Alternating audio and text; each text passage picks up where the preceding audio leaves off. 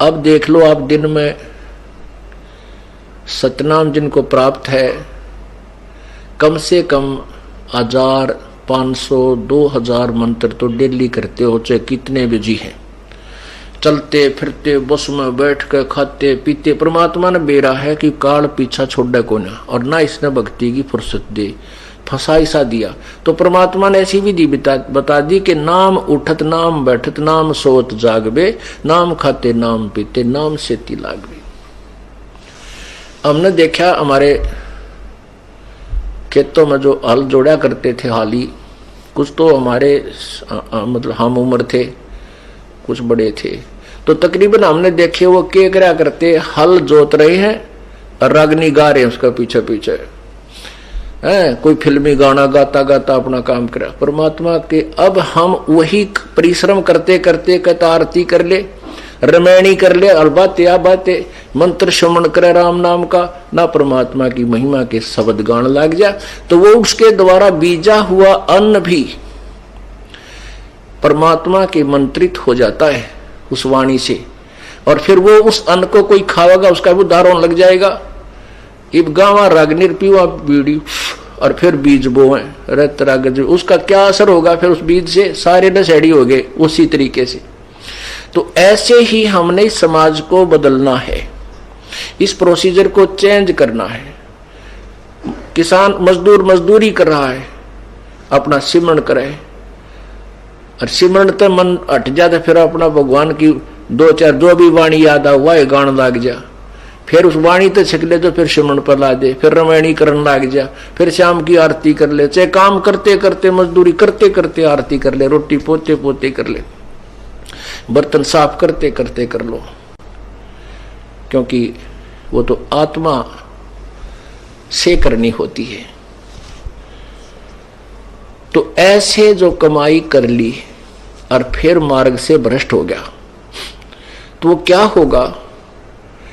अब ब्रह्म जैसे श्वास के सिमरण की कितनी कमाई, फिर एक ओम नाम के मंत्र की कितनी कमाई हो जाएगी जो सतनाम के अंदर है।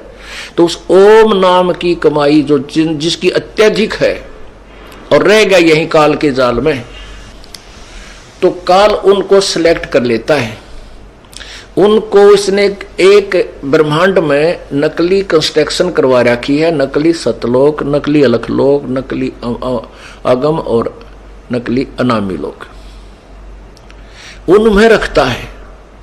ये बोड़ी बूझ वानो समझाओ आगे सतलोक, और फिर उन्हीं में से सिलेक्ट करके ब्रह्मा विष्णु महेश की पदवी पर रख लेता है। और जो दूसरे मंत्र का है उसी के आधार वो कमाई फिर उनको वो तो ब्रह्मलोक में खत्म करवा दी ओम आड़ी तय, और फिर उसको उस जो दूसरा मंत्र है जो हमने आगे चलकर ऋण देना था उस पर ब्रह्म के लोक से पार करने के लिए, उस सतनाम के दूसरे मंत्र की कमाई से ब्रह्मा विष्णु महेश और ऊंचे ऊंचे धर्मराज आदि की पदवी दे देता है।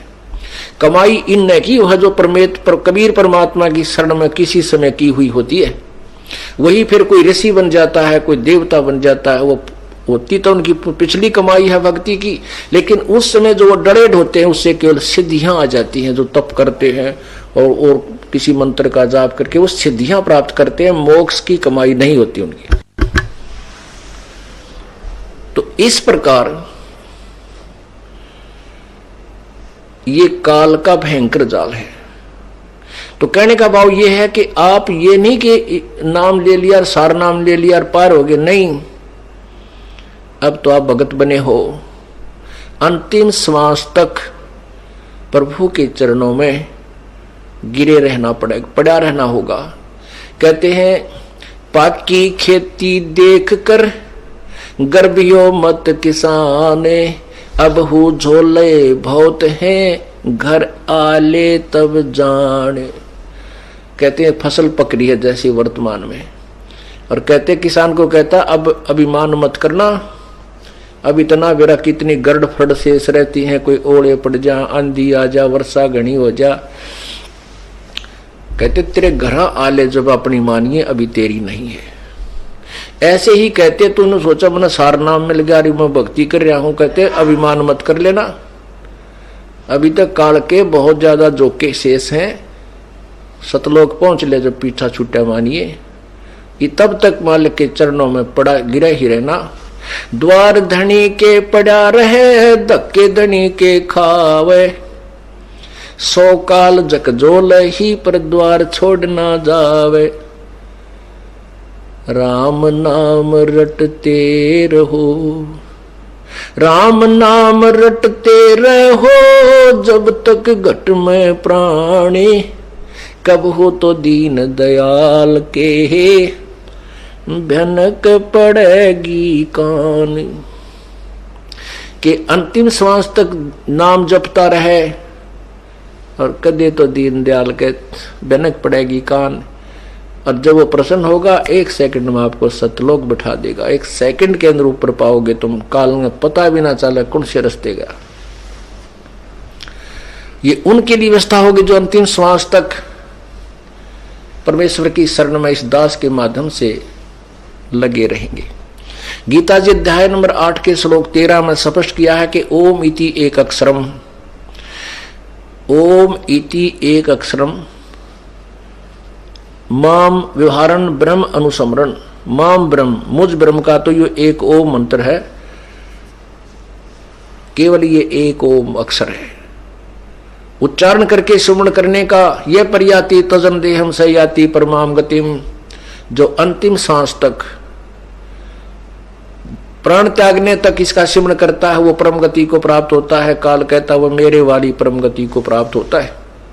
यही परमात्मा कहते हैं द्वार धरणी के पड़ा रहे। गीता जी अध्याय नंबर 8 के श्लोक नंबर 7 और 5 में गीता ज्ञानदाता कहता है कि मेरी भक्ति कर तो मेरी शरण में रहेगा। ये नियम है। फिर ये नियम है कि उस भगवान की भक्ति करेगा परम दिव्य पुरुष परमेश्वर की, उस पूर्ण ब्रह्म की तत्वदर्शी संत से लेकर के, तो उसकी शरण में उस भक्ति के कारण ही वहां जाएगा। उस भक्ति बल से वहां जाएगा, यानी उस परमात्मा उस कमाई के कारण ही तो सतलोक